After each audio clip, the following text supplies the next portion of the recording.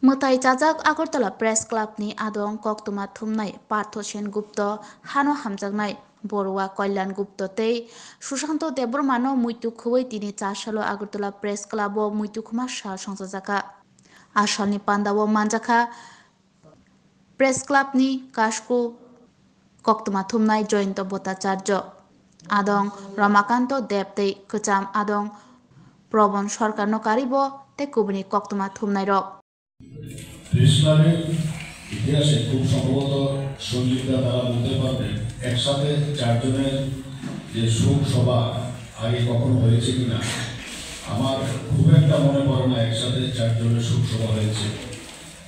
আসলে এটা একটা আমাদের পক্ষে একটা খুব একটা বিষাদময় দিন আজকে দিনটা, যে এমন একটা দিনে আমরা চারজনের শোক সভা করতে হচ্ছে একসাথে। এবং যে চারজন প্রয়াত হয়েছেন চারজনে ছিলেন অত্যন্ত গুণী মানুষ, গুণী সাংবাদিক ব্যক্তি মানুষ হিসাবে ওনারা ছিলেন অন্যরকম। তো একদিন তো সবাইকে যেতে হবে, কিন্তু এর মধ্যে দুজন তো খুব অল্প বয়সে আমাদের ছেড়ে চলে গেছেন। তো একটু আগে আমরা শুনছিলাম যে দেবাশিসের মিসেসের কথা আমরা শুনছিলাম, উনি নিজেকে নিজে শেষ করে দিয়েছে। তো এটাই আমার আজকের শোক সভা থেকে বলা যে এগুলো থেকে শিক্ষা নিতে হবে, এগুলো থেকে শিখতে হবে। কারণ আমাদের জীবনের জার্নি বহু লম্বা। হারাদা রাইটলি বলেছিলেন একসাথে আমরা যখন শুরু করি তখন অনেক সাংবাদিক পর্যায়ক্রমে এসেছে, অনেককে আমরা এর মধ্যে হারিয়ে ফেলেছি। অনেক গুণী সাংবাদিক এর মধ্যে আমাদের পিন্টু আছে, বুদ্ধগুপ্ত আছে, অনেকে নিজেকে নিজে, আমরা রাকেশ আছে, অনেকে নিজেকে নিজে ওনারা শেষ করে দিয়েছেন। তো এই জিনিসটা কিভাবে বন্ধ করা যায় বা বন্ধ করা আদৌ যাবে কিনা সেটা একটা আত্মসমালোচনা আজকে করতে হবে। কারণ যিনি চলে গেছেন উনি তো চলে গেছেন, কিন্তু যারা রয়ে গেছেন তাদের কষ্ট, তাদের দুঃখ, তাদের বেদনা। এবং অনিমেষের যে মিসেস আমরা গেছি, আমি দুবারই গেছি, ওনার যে কষ্ট, ওনার যে ছোট্ট একটা বাচ্চাকে নিয়ে যে কষ্ট পরিবার করছে, লড়াই করছে, তো এই জিনিসটা আমাদের সবাই একটু ভাবা দরকার যে একটা মানুষ আমরা যখন জন্মেছি, আমরা যখন কাজ করছি, ভালো একটা প্রফেশনে কাজ করছি, ভালো একটা পেশাতে আমরা রয়েছি, এই জায়গাতে আমরা নিজেকে নিজে কেন আমরা এইভাবে শেষ করে দেব? কারণ আমাদের তো সমস্যা আছে, সমস্যাহীন মানুষ এই পৃথিবীতে হয় না, কিন্তু এমন কোনো সমস্যা নয় যে নিজেকে নিজে শেষ করে দিতে হবে। কিছু মৃত্যু আছে আমাদের এই প্রেস ক্লাবে, আজকে অপ্রিয় হলেও এই কথাগুলো বলতে হবে। তাদের মৃত্যু থেকে আগামী প্রজন্মকে, বর্তমান প্রজন্মকে শিক্ষা নিতে হবে যে আমরা কেন নিজেকে নিজে শেষ করব, আমরা কেন পরিবারের দিকে তাকাবো না। আমাদের পরিবার আছে, আমাদের বাচ্চা আছে, মা বাবা আছে, স্ত্রী আছে, ওদেরকে আমরা কার উদ্দেশ্যে আমরা ফেলে রেখে যাব? তো আজকে যে শোক সভার আয়োজন প্রেস ক্লাব করেছে, পর্যায়ক্রমে করলে ভালো হতো, তাহলে বিস্তারিতভাবে একজন করে বলা যেত।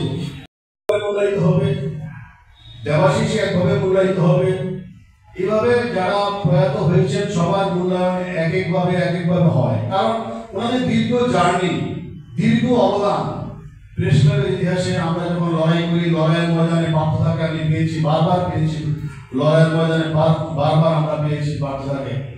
তো একজনের মূল্যায়ন একভাবে করতে হয়। তো হয়তো সময়ের অভাবে আজকে একসাথে মূল্যায়ন করতে হচ্ছে সবাইকে।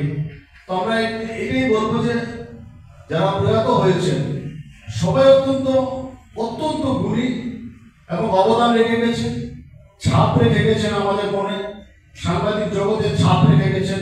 দেবাশিসের ছবি তো কথা বলতো, এটা ঠিক, দেবাশিস হয়তো কথা বেশি বলতো না, কারণ যে নাকি চুপ থাকে ও ছবি নাকি কথা বলে, ও চুপ থাকতো কিন্তু ওর ছবি কথা বলতো। এরকম গুণী লোক অকালে চলে যাবে, এটা কিন্তু কোনোভাবে, এবং নিজের দোষে, এটা কিন্তু কোনোভাবেই মানা যায় না। এই যে বেদনা, এই যে দুঃখ, এই বেদনা দুঃখ চিরকালীন আমাদের সবাইকে বহন করে নিতে হবে। যেমন বুদ্ধগুপ্তর মৃত্যু, আমরা আজকে পর্যন্ত আমরা এই মৃত্যুকে ভুলতে পারি না। মৃত্যুর মৃত্যু আজকে পর্যন্ত আমরা বলতে পারিনি, রাকেশের মৃত্যু আজকে পর্যন্ত আমরা বলতে পারিনি। এরকম দেশে অনেক অকাল মৃত্যু হয়েছে, যার আমরা শোক এখনো বহন করে চলছি, এবং আগামী দিনও তাদের শোক, এবং আজকে যারা প্রয়াত হয়েছে তাদের শোক আমাদের বহন করে চলতে হবে। তো আমি আজকে এটাই বলবো যে সবাই মিলে, এখানে সিনিয়ররা আছেন, সবাই মিলে কিভাবে চললে আমাদের সাংবাদিক সমাজ আরো ভালোভাবে আমাদের পরিবারকে নিয়ে, সবাইকে নিয়ে সুস্থ এবং ভালোভাবে থাকতে পারবো, সেই চিন্তাই আজকে করা উচিত। সবাইকে অনুরোধ। এবং উনি খুব বেশি যে কথা বলতেন তা নয়, কিন্তু সমস্ত যে পজিটিভ কাজের মধ্যে আমরা ওনাকে পেয়েছি, এমনকি ফুটবল খেলার মাঠেও ওনাকে পেয়েছি, আমরা আমাদের লড়াইয়ের সংগ্রামে সবসময় ওনাকে পেয়েছি। কাজেই ওনাকে হারানো আমাদের কাছে একটা অপূরণীয় ভুল। আমি দেবাশিসের কথা, যে এত, আমার মনে হয় এই সাংবাদিক কমিউনিটির মধ্যে সবচেয়ে শান্ত যে মানুষটি ছিলেন, যে ছিলেন অজাত শত্রু। আমি আজ পর্যন্ত দেবাশিসের বিরুদ্ধে কাউকে কোনো কথা বলিনি।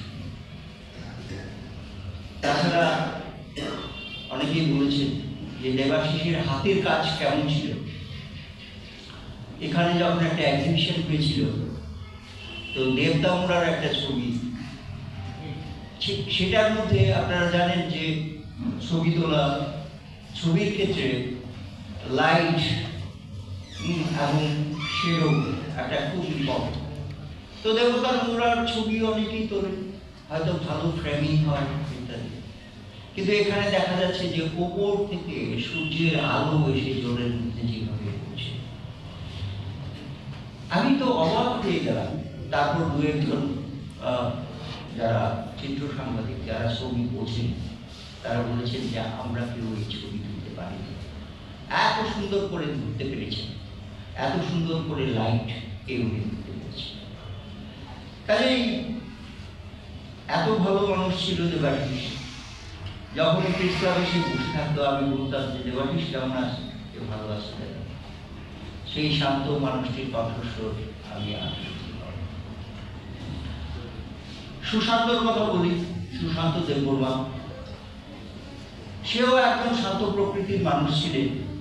প্রত্যেক সময় আমরা আমাদের প্রেস ক্লাবে যখনই বিভিন্ন অনুষ্ঠানে, সরকারি অনুষ্ঠানে বা যখনই ওয়ার্কশপ ইত্যাদি হতো, আমরা দেখতাম যে নিবিষ্ট চিত্তে ও তার কাজ করে যাচ্ছে। কলাদার কথা কি বলবো, আপনারা শুনেছেন যে কি অসাধারণ ওনার ছিল লেখনী। তাছাড়া কলামন্দার সঙ্গে ও ছিল বুদ্ধর বড় ভাই। বুদ্ধগুপ্ত আমার এক বন্ধু ছিল, অসাধারণ চিত্র সাংবাদিক ছিল, আমার অত্যন্ত কাছের বন্ধু ছিল। তো কলামদার সবসময় উনি কথা কম বলতেন, উনি কাজ বেশি করতেন। তো উনি যেমন কবিতা লিখতেন, সাহিত্য রচনা করতেন, সাংবাদিকতা করতেন, পাশাপাশি আবার রবীন্দ্র পরিষদের সঙ্গে উনি যুক্ত ছিলেন। উনি রবীন্দ্র পরিষদের সম্পাদক ছিলেন।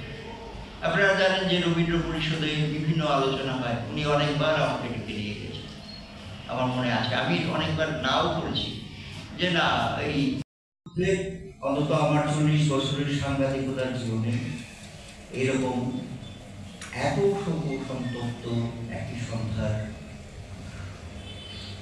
সঙ্গে আমার পরিচয় হয়নি। একই সঙ্গে 4 জনের স্মরণ সভা আমাদেরকে করতে হয়েছে। স্মৃতি সততই সুখের, কিন্তু সমস্ত মৃত্যু সততই দুঃখের। আর আজকের এই যে স্মৃতিচারণ, সেটা আমরা সুখের সঙ্গে করতে পারছি না। আমি মানে কোন জায়গা থেকে শুরু করব? আমার মনে হয় যাদের সঙ্গে আমি প্রায় 40 বছর কাজ করেছি, আজকে তাকে আমরা হারিয়ে এখানে সেই স্মৃতিচারণ করতে আসছি। আমরা যার সম্পর্কে স্মৃতিচারণ করতে আসছি তার স্ত্রীও কিছুদিন আগে মারা গেছেন, একটি অনাথ সন্তান আমাদের সামনে বসে আছে। আমি প্রথমেই পার্থদার কথা বলি। পার্থ সেনগুপ্ত ব্যক্তিগত জীবনে যার কর্মনিষ্ঠা এবং সততার কোনো তুলনা হয় না। আমরা অনেকেই সাংবাদিকতা করি কারণ আমরা হয়তো এই পেশাকে ভালোবাসি বলি, আমরা লিখতে চাই, আমরা মানুষের কথা মানুষকে জানাতে চাই বলি। না হলে অনেকেই বলবেন যে কেউ কেউ নেশাগ্রস্ত হয়ে গেছে। অবশ্যই নেশা অনেকের জীবন, আমাদের এই জীবিকার সঙ্গে যারা তাদেরকে কেড়ে নিয়েছে, কিন্তু পাশাপাশি আমরা বলবো যে কেনই বা তারা নেশাগ্রস্ত হয়েছে। অনেকেই কিন্তু মানে জীবন যুদ্ধে এই সাংবাদিকতাকে ছাড়তে পারেনি, তাকে আঁকড়ে ধরেছে এবং সেই বিষকে আমার মনে হয় কিছুটা সময় নিজেদেরকে ভুলে থাকতে চেষ্টা করছে। বললেন যে না, তোমাকে বুঝতে হবে। তো যারা আমাদেরকে ছেড়ে গেছে তো তাদেরকে তো আর আমরা ফিরে পাব না, কিন্তু একটা জিনিসই শুধু আমাদেরকে মনে রাখতে হবে, তাদের জীবনে যে গুণগুলো ছিল সেই গুণগুলো আমাদের নিজেদের মধ্যে প্রতিত করতে হবে, সেই গুণগুলোর অনুশীলন আমাদেরকে করতে হবে। আমার মনে হয় এটা তাহলেই একটা প্রকৃত স্মৃতিচারক হবে। যারা আমাদের কাছে এত ভালো গুণের অধিকারী ছিলেন এবং সেগুলো অনুসরণ করেছেন, আমরা যদি সেটাকে মনে রাখতে পারি, তাদের সততা, তাদের কর্মনিষ্ঠা এবং তাদের যে স্কিল, সেসব আমার মনে হয় তাদের এই ভালো গুণের মধ্যেই তারা বেঁচে থাকবে। আমি আর কথা